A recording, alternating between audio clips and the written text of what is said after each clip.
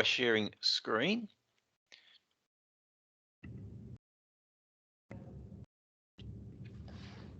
Just let me know when you can see your screen. It's actually, I was actually looking at your website. This is your specification website here. Yep. Okay, so what I'll do, I'll just I'll start from the start. Now, obviously, now, Henry, you've sort of you've got a bit of an idea of NBS. I think you've sort of been involved with some of the collateral and some material that's been sent. Is that correct?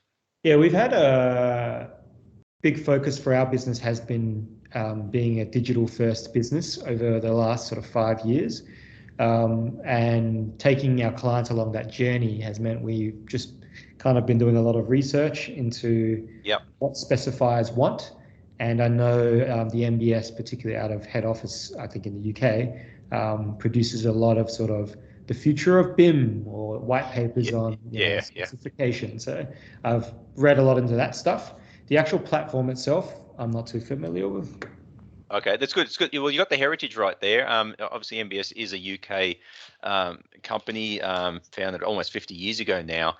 And it is based, focused more on the specification side of things. So it's really born from that world, and it's born from how do we do this better, and how does technology help us to do this better? So what I'm showing you, this is actually our home page here, and on the left-hand side, we've got, I guess, two parts here. We've got the architects, engineers, and specifiers that we've been talking about before, that actually do the specifications, that write the specifications. And on the right-hand side here, we've got our product and manufacturers. So as far as manufacturers that provide products for the construction industry, hence you guys, for example. Now, this is the only platform that provides both of those in the one holistic view. So it's a centralized cloud-based application. And what I'm going to do, I'm going to show both sides of it. But the first thing I'm going to do, I'm going to go into this right-hand side, which is probably familiar territory. And that's called Source, and that's where we list all our products that are currently on NBS. This is sort of based on, I guess you'd be familiar with a product type search engine, and you can filter down that and refine your search based on certain criteria, and that's what this is based on. This is what Source is. I'm just going to do a very basic search for lights, which is a very generic term, I suppose, and then we can do some filtering down from there. Now, currently on NBS, this is live. You can actually visit there. You don't have to log in or anything like that to have a look here. I'll be up front. Right now, the only lighting representation we have is Dyson with their suspended luminaires that you can see here. And then it sort of goes down into other products, which is sort of, it's been there because it might have light in the title or in the description, those sort of things. So really just looking at it there, it's huge opportunity because you guys have got what I guess we're wanting more and more than just suspended downlights, for example. Now, on the left-hand side, they can do, if I'm taking the persona of a specifier or an architect looking for lights, I can do some category filtering on the left-hand side here, depending on what the requirements are for this particular project. Other things that are maybe important to me are my QA certs. I might know which manufacturer I want to just go in and dive in and just limit it along those ways. General info. Now, all this info, we actually do the work. We do the grunt work. We download your literature and we provide it in a format that is, I guess, comparable for me as an architect, regardless of who the manufacturer is. So all that content is put in here. There's a recycled content in your products. These things in the environmental section are getting more and more important for you to be specified early on. As you know, I suppose with the changes, especially in New South Wales, the traceability of utilising materials and it's sort of omitting the I guess substituting of inferior products and materials later on down the track, because you'll know who's changed what. So you can't not get around an audit trail of who made that decision to change your good product that complied with something that didn't and caused a fire or something like that. So there's sort of that traceability. The other thing too that's interesting is the red list material. I didn't know what that was before I started NBS. So I looked it up. So you don't want to be on the red list, basically. That's materials that are that can harm fauna, animals, humanity, and all those sort of things. So that's another thing that I guess is another thing. Tick boxes don't be on there. Sorry? I'm not familiar with that term. I'm going to jot that down. Yeah, red list. Yeah, so that's another one that you obviously to be certified for that. There's another cost, I suppose. But at the end of the day, it could be the difference between being nominated or not. What I'm going to do, I'm just going to drill into a bit of a comparison here with our platform. I have actually logged in. You can see my initials there.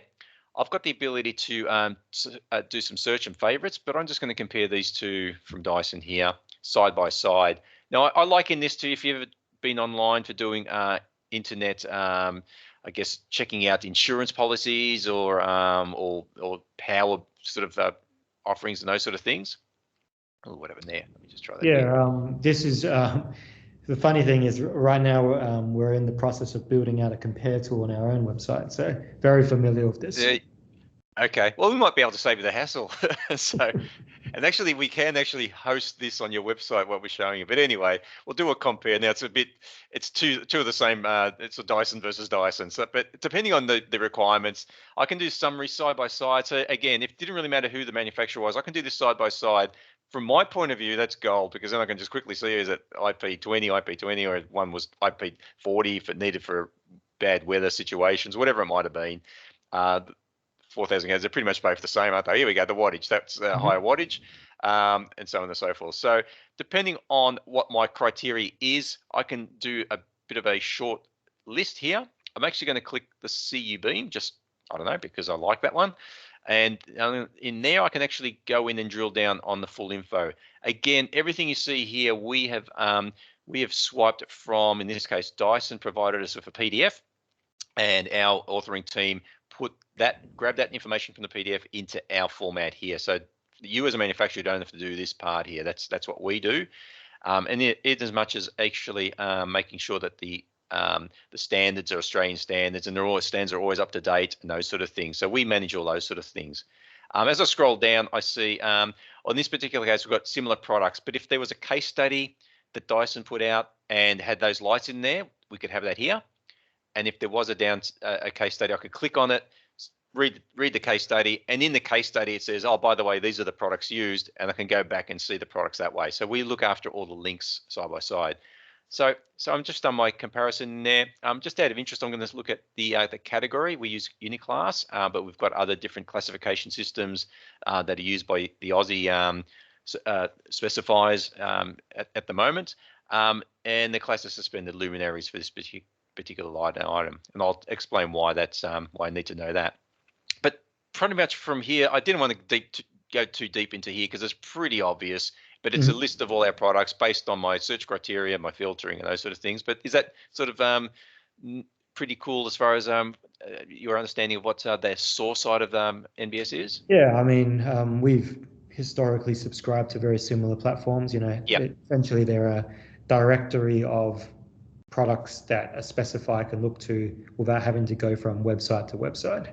Yeah, I understand that. Yeah, because that's a pain. Especially, you don't want to go into the Google land because then they get sidetracked and they're gone. So God knows what they'll find there. All right, so that's all. They're all good. It is a comparison. It's an apples and apples to what you're probably used to. Well, let's now break into that. Now, as I said, I've actually logged in here, and I click on here, and I can see from here I'm actually working on some projects, and I'll just go in here. I'll just click on GM test that you can see there. Typically, the way that they operate, they would have this. They'll have two screens, two large, big ass monitors there that they work on. On one, they'll do their comparisons and they're checking out and all that sort of stuff on one screen, and on the other screen, they would have this. What I'm about to show you here. In here, as I said, this is called Chorus. This is the tool that they use, the online tool that they use to write their specifications. It's based on the way that they work and the way that they sort of understand this side of things. And it is kind of based in a way on Word document templates that in Australia especially, it's pretty much predominantly the way that things are specified here at the moment. So it's really aligned to their world. This has been designed with them over the course of time. And in here, so I imagine there's different types of compliance and specification workflows for different countries that NBS is in.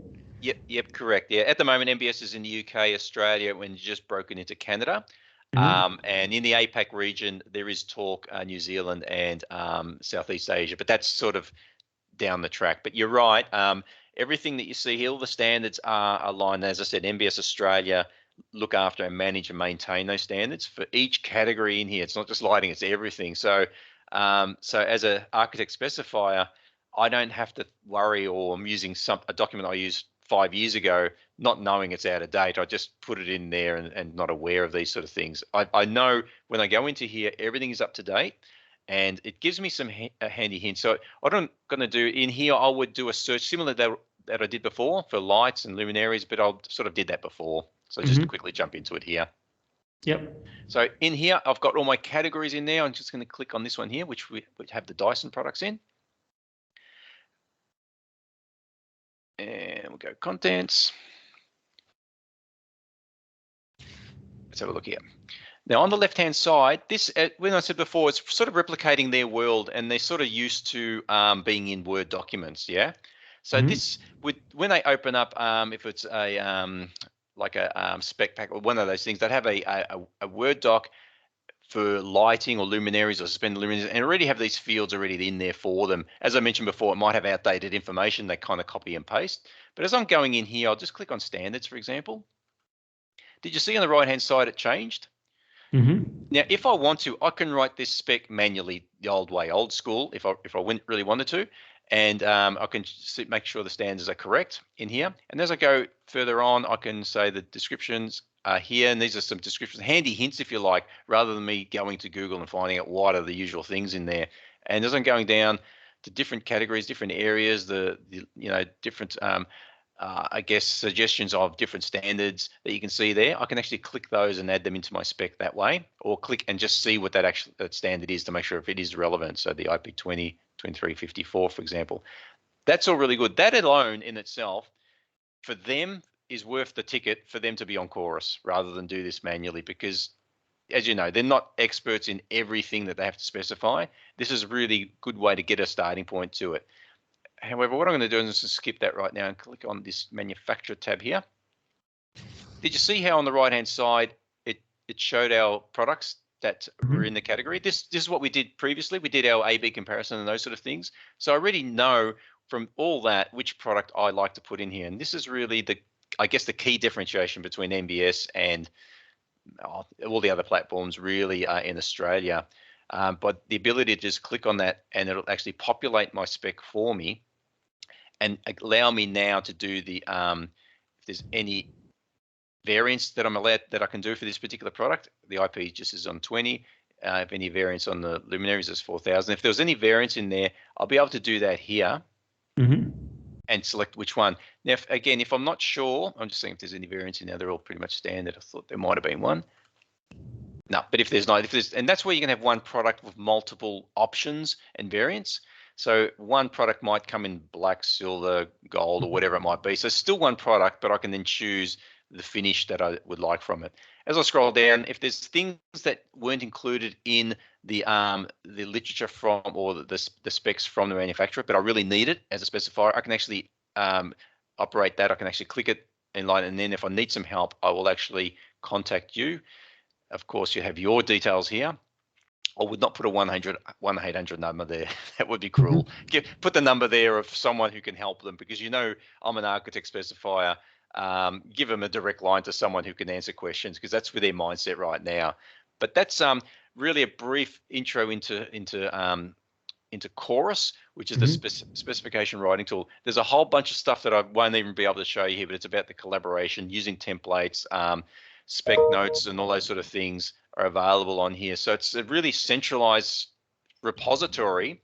And I mentioned before that traceability. This is really the starting point. You've been nominated. And when I hit save just then, in your platform, when you log in, you'll see that I've actually, you'll see I'm ABC Architects or Engineers or whatever. I've actually specified your product, and you'll know who I am, the product has been specified, and also the project as well. And that's what I'm going to show you next in here, just from the fact of just saving it then. But from my point of view, now my team knows I've already done it. We're not doubling up on those sort of things. If they're not happy with what I've done, they can amend and adjust it, and you can see that whole auditability of who's changed what in here. And what does the specifier usually do from here? Do they export this as a Word doc or something like that? Yep, correct. Yeah, I won't sort of go into that, but you're right, they do that. Let me just get out of here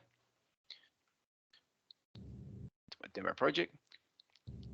So under actions here, they do the export. So all those export functions, they have templates, And if you like, I've got some samples that I show. I don't think I've got any for lighting, but you'll get a gist. It depends on what information they need to derive out of So those templates are NBS templates, is that correct?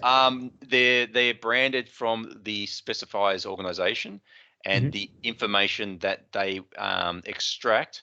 We work with you because you'll have some specific things you'll need from all this information to make sense. And we work, there's other industries that we work closely with to make it more, I guess, Australianized and more standardized for the market that you're dealing with. So that's what we do. So we make sure that whatever the outputs are from here is something that you guys can actually utilize, and it's not just rubbish, basically. So that's important, that the outputs from this can be utilized in there. And there's different formats that are available to them, obviously Word and PDF. Yeah. But the template, it is template based. So whatever the template needs to be, then it brings in the data, populates within the template, and then they can combine it all for a full page. Do you have situations where a really big firm, let's say it's a firm that's across many different satellite offices, says to you, this is the way we work, can you build this template in? Is that kind of how it would work? Yeah. We look at it from both sides. So the manufacturer, we want to make sure that the information is something that is viable from your point of view, and also from the specifier, the architects. They want to have a uniform way of presenting their information, and that makes a lot of sense. Not just from branding, but from also information as well. Yeah. So from both sides, and then there's a lot of work that happens actually from our side to make sure that those two things align. Yep. Okay. Your industry probably, I would imagine, would put a fair bit of work in, because there's others that I know of that we've onboarded, and they're quite unique and quirky, and we want to make sure that does work for them. But that's pretty much Chorus in there. As mentioned, the highlight here is that it's the click to add your product, and then from there utilize you to assist maybe before with a consultant if you can, and if it does require the engineer consultant, then you can sort of nominate, hey, this is something that XYZ can help with, however you want to manage that. But the beauty here is you've been nominated very early on, so that product of yours has been nominated.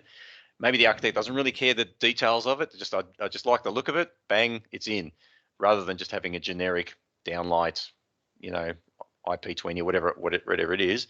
You've made their life easier by putting a fair chunk of good detailed content in there that they can then pass on to the next stage. Do you find that sometimes a specifier might create a project, have some ideas for products, and then add a manufacturer back in as a collaborator, and then for the manufacturer to help make some recommendations, such as, actually for this type of project, you might want to go with the 84 watt instead of the 74 watt or whatever it may be? Yeah, it's human nature. Yeah, absolutely. That's the power of this is the collaboration aspects of it.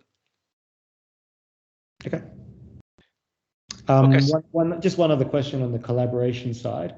Given that there might be, let's say, 3, 4, 5 different people working on the same project, is there an audit somewhere where you can see who's made what kind of changes to the project? Yeah, absolutely. There's a full auditability there. Typically, there wouldn't be that many. We find just on Chorus, what you're looking at here, even the larger practices would have maybe 2 to 3.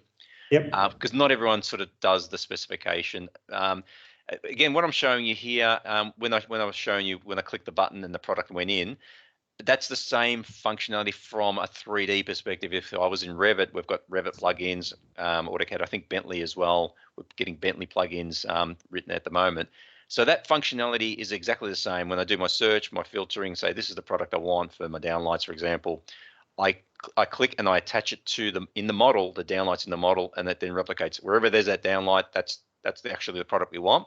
And then from then on, the specification that you saw in this part is attached to the model, so they don't have to look for the specification in some folder somewhere, right? It's actually there. When they click on the downlight in the model, a little hyperlink pops up. Here is the specification. They click it, and then it opens up for them. That's really in UK. They are more advanced than this. That's the way it is going. I cannot see it going any other way. Even what I just showed you will be antiquated in a few years' time. People won't want to do it that way. They'll want to do it in the model. It just makes sense. So I think I think it's all trending away from the idea of a bunch of Word docs sitting in someone's server somewhere, and this idea of a live model that exists that becomes the source of truth. So in many ways, the 3D model in the future is designed to kind of supersede this idea of a traditional spec, right?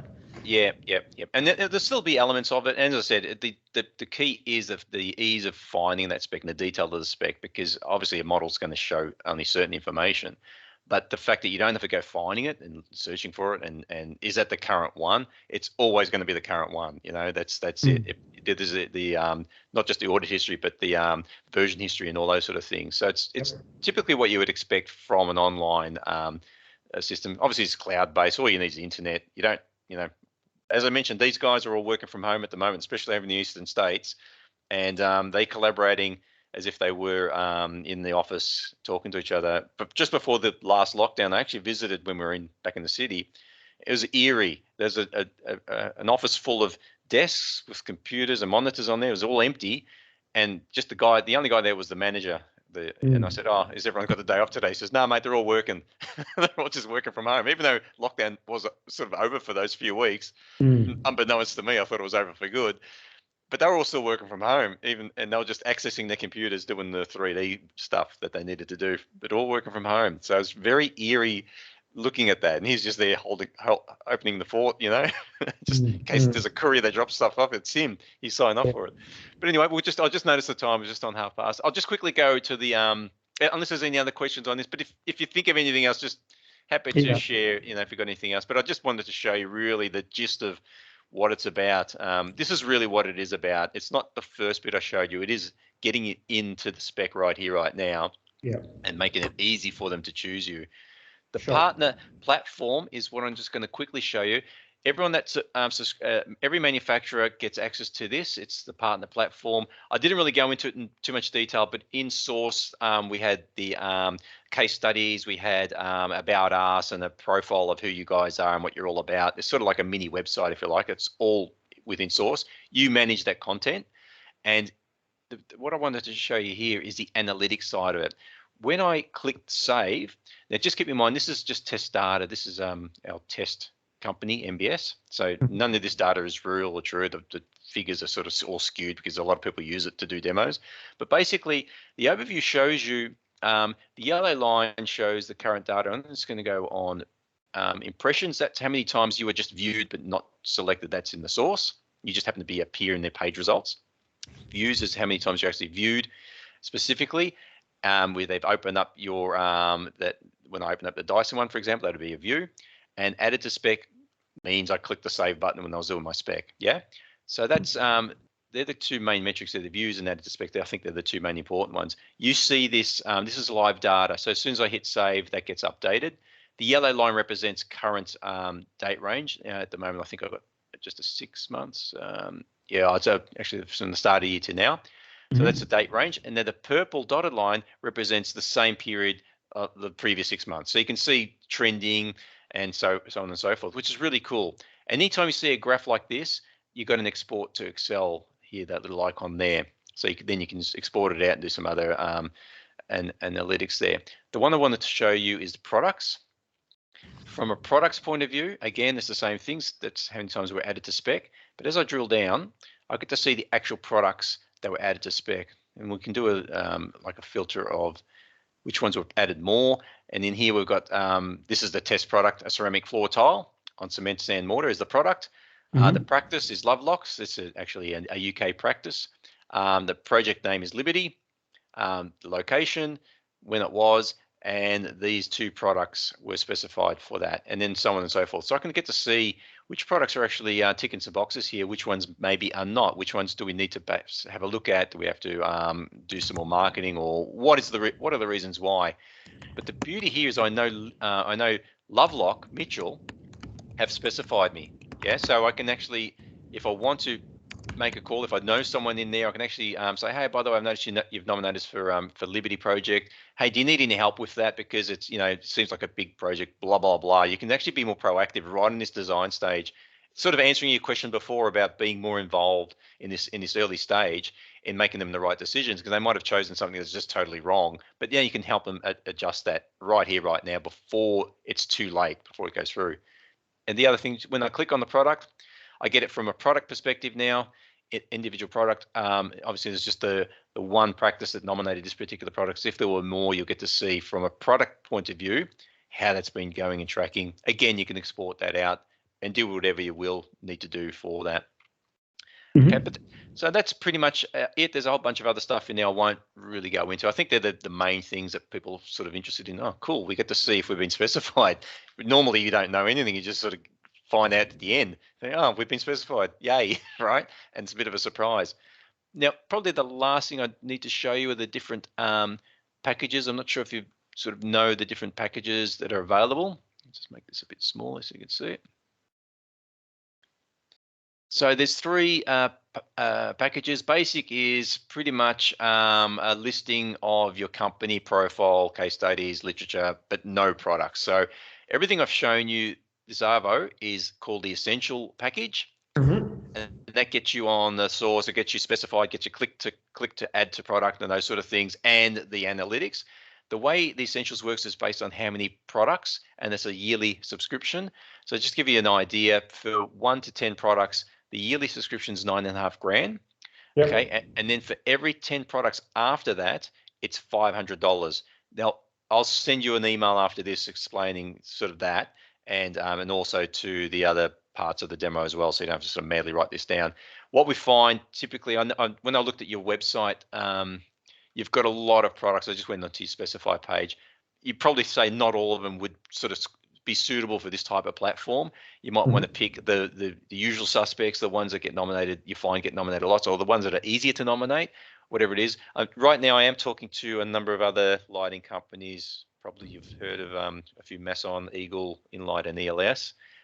Again, saying the same sort of spiel that architects are really wanting the ability to add your products on there based on maybe the look and feel of what it is they're trying to design in there. We at the moment, because we're building up that section, I've got some incentives that I'm able to offer, and I can have that chat with you at a later stage just to see if that's something that might be of interest. If we sort of nominate X amount of products, maybe 30, 40 products, we can put together an option package for you just to get you on board and start getting nominated on this platform. But that's pretty much everything that I wanted to show. Just a little bit over time, not too bad. But yeah, any questions sort of just generally? Yeah, thanks for giving the quick tour of all the different functions. Yeah. I guess for me, there would be a few questions just around some of the analytics and your adoption rate in Australia so far. Yep. So I'd be interested to know sort of how many signed up users you do have in the system from the Specifier side. Yep. Because as you would understand, you know, if the number was sort of like, oh, we've got 40 specifiers on the system right now and we're just getting off the ground, then it's not really worth our investment. But if it's you know, got fairly good adoption in Australia, then we would consider it. Yep. So yeah, just some analytics around that. I had a question around sort of if I was a specifier and I was looking to use the system, how do I go about signing up? Is it just quite literally a basic form, and then does NBS have to approve the account, or does the account automatically get created? How does that process work? Yep. As on the Specifier side of things, it's an onboarding for those guys as well, and training of what you see. It's a lot less rigorous than when we onboard manufacturers, because we have to classify all your products in a way that makes sense to those specifiers. But there's a team, as I said, it's a team. It's not part of my remit, but they do work with. They're actually specifiers and architects themselves. They're our team of guys, so they speak their language and they get them on board because they understand the way that they're currently working, and they adopt that way to using Chorus. So it's a bit of a curve. I mean, some still prefer old ways, and I guess you'll never change some people, but generally the younger blood would want something a little bit more streamlined, like what you just saw there, and especially the fact that it can be utilized in the model as well. Certainly more and more are getting that adoption, and of course those onboarding will be slightly different to others that have more traditional, just have a form, fill out a form, but click a button to put a product in there. Okay. Yep. And my other question was just around, you spoke before around this idea of putting maybe 9 products on initially into the system. Do you find there's any pain points from the specifier when manufacturers only put a limited library of their products on? So I'm a specifier, I jump on, I'm like, oh, I know Unios. Yeah. They're one of my favorite brands, actually. I'm going to specify them in, oh, actually, they've only got 10% of their products on Chorus. That's kind of annoying. Do you find that is an issue at all? Yeah, it's annoying. I guess think of it 2 ways. Think of it like brand marketing. Think of it in one way. Okay, so you put out there. I wouldn't say 10 would be. I mean, the 1 to 10 is sort of the main cost of setting it up and those sort of things. But after that, the extra 10 is $500 a year. So we find typically between 30, 40 products get put on the system because the cost is minimal after the initial 10. But even so, even if that product that doesn't quite tick the box of what they're looking for, you're there, you're in their face. And even if they just pick something that is close to, or they see there, oh yeah, these guys, and they've got your contact information, that's where you can actually, I guess, help them. They can write in the spec. They don't have to pick a product. They can actually manually write in that product in there. They've got always got that ability. That does, just because you haven't listed it on within Chorus or Source. You can say, hey, don't choose product XYZ, choose product ABC, because that's actually going to look a lot cooler for what you want to do. You can certainly do that and then provide the specs as you probably normally would traditionally, because they can traditionally write it up as they would. So what you're saying there is maybe, let's say, 80% of the products on Chorus, they automate that and they specify them through Chorus.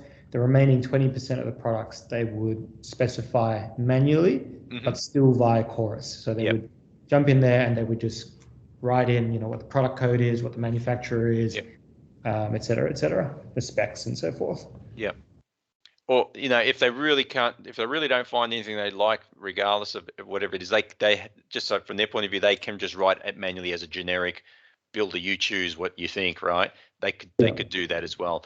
Ideally, if as you know, if they did nominate a product and you don't believe it's the right product for that particular project, that's a great opportunity to get in and provide some consulting and provide a real good deal of value earlier on, rather than they're thinking they're doing the right thing, goes right through, gets approved, gets through all the council sort of approvals, all those sort of things, and then they are expecting a particular product and then it's not going to do what it needs to do. It just gets messy to fix things retrospectively.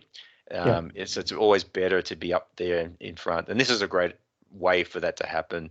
But from their point of view, they've got options to either use that or do manually, as if they want to do it that way, they can. Yeah. Okay, last question from me, just because I'm mindful of time as well. You mentioned that you are working or potentially working with some other lighting brands here in Australia. Does it look like, and you might be confidential when you can't answer the question, but does it look like you've got a bunch of signatures in regards to signups for more lighting suppliers? Because you've only got Dyson up there, obviously, at the moment. Correct. Yeah, there's a couple that I've rattled off there. One is an opportunity. Some of them are looking to reset budgets and those sort of things. So it's just timing. But I will say definitely they'll be on board. Right. And do you place any caps in terms of numbers of brands that can be in any certain categories? Or do you picture a place in the future where you would have sort of 20, 30 different lighting brands on there? No, no. It's sort of, you have to make it worthwhile for the specifier architects. If you want to know what the future looks like, I could share a link with the UK site. I think there's over 2,500 manufacturers on there. I don't even know how many products they got on there, ranging from everything to everything. Products that I think, my goodness, why is that even on the platform? How does that even work? It's just like a chair, right? You know what I mean? They're sort of like specify a stool for something. I guess they would, and there's certainly, I'm thinking my focus is more on things that are fixed to buildings right now. They, I think, provide more value, but it's certainly going to be a smorgasbord for the specifier to go in and really have a choice. And that's, for this to be successful as it is in the UK, it is about having that choice. And yep, your products will shine in some areas, theirs will shine in other areas. But it's just being, it just puts a fair side-by-side comparison that if it is an inferior product, when they do the side-by-side, they'll see straight away it is. And if they still decide to choose it, and then I'm thinking more things like cladding and those sort of things where, with the fire and all that sort of business, man, they would just not do it, and no one will substitute it. So that's sort of how I feel about it, providing value from their sides of things. So, but right now you're in the box seat, mate. You've got free range, and as you saw, the Dyson's not really a great sort of a variety of choice there. It's sort of I didn't even know Dyson did lighting till I saw them on board. I thought, oh, okay. And but yeah, definitely what the products that you have make a lot more sense to me to get on board. Just one last question. Actually, this is my last question. Yeah, that's all right, mate. How do you find alternatives kind of weaving into the platform? Do you find the system gets used much for sort of people coming in to try to find alternatives and that sort of thing? And when you say alternatives, do you mean alternative like products? Yeah, sort of. Do you find off-speccing happen in the ecosystem at all? I'm not terribly involved in that side of it. Definitely, there's others that are more aligned to the people using Chorus. As I said, I'm more in the manufacturing side. I think it's probably because it's traceable. I think at the end of the day, they've got choice, obviously. But then if they've done all their work up front and they're confident that it is the right choice, and maybe they had that consultation with the manufacturer, I think it's going to be less and less. And I do know this from a substitution point of view later on. I have heard feedback that it's less. You get substitute less, maybe not for lighting, but for other manufacturers that put all the work in up front early, and then at the end they get some knockoff thing from overseas that comes in and just based on price. You're being super prescriptive up front, right? Because you're listing out every single detail about this product. Yeah. So it makes it harder for someone to meet all the criteria for the performance. Yeah, I think you're right, the performance. And if I'm the person that makes that call, says, nah, let's use cheap inferior brand X over here, my name is on there showing that I'm the one that made that call. I'm a builder or whoever I might be. And if it fails, there's nowhere to hide because it's all traceable. And that's what I think where the industry needs to be. And that's just, we're talking about here specification, build stage, but then post-build stage, operational stage, all that information is still all there. It's not gone away. If it's going to carry it across, that's the whole purpose of BIM and the digital model at the end of the day is it's utilized for the facility manager, whoever is involved in that, has that information from the get-go. This is the product that was specified. Here is the data sheet on that product that now I'm looking at and it's failed. So who's manufactured it? I can see it in the BIM model now. That's really the whole traceability right through to the end, and as far as the reasons why it's important to have this happening. It's happening for us easier in the front end. It tends to fall over when the builder gets appointed and it goes on site, and then things change and things that. And now I think with regulations, that'll be less and less in the future as well. New South Wales are really driving that. And I think it's a good thing. So that's kind of the bigger vision, the big broad vision outside the scope of what we're talking about. I think that we play a part in that, and this is a really good avenue. Getting it in early, getting it right early, doing it like failing digitally and making sure that it is right now, doing some optioneering early, and then get it right before you actually go through and appoint builders and get it built. But there you go. That's my rave gone. So, but anyway, listen, Henry, if there's any other questions you think of after us, please feel free. I've written some notes here and some things I'll get back to you probably tomorrow now. Just some ideas. But probably just a question, if I can ask from you just before we close. I suppose for you guys to seriously consider something like this, is that something that is required by some other team members at all, or maybe is there a budget allocation time period where if you were to look at something like this? Probably consult with our head of business development, Craig, here in Australia and New Zealand. He'd probably want to have a look at least a recording of this video to get an understanding of the platform. I think beyond that, him and I would probably be the ones that would drive whether we would subscribe to something like this. And I think a lot of it will come down to sort of what is the adoption of Chorus in Australia at the moment? Because we're not familiar with that. and sort of what kinds of clients are on there at the moment. You've mentioned a few names. It'll come down to those main things, I would say. Yep, happy to do that. Unfortunately, I can't give you Aussie stats on lighting, but I'll have a look at what sort of might be akin to that. I can't think off the top of my head what might be, but you'll get a gist of the usability from their side of things. But listen, mate, I'll let you go. Enjoy the rest of the day. My day is pretty much winding up here, but yeah, I'll shoot it through, and yeah, again, I'll send the link to this recording. And if Craig would like just a walkthrough again, that we can ask some questions as well. Happy to do that as well for you guys. No worries. All right. Cool. Thank you very much. Thanks, Gus. All right. Bye. All right. Bye.